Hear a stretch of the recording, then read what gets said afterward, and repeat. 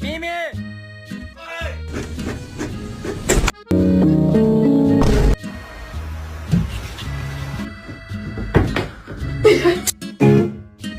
Oh my gosh.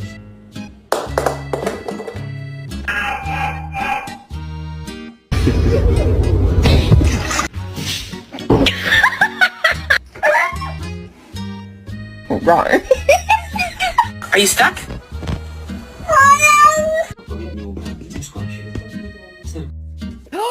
Princess!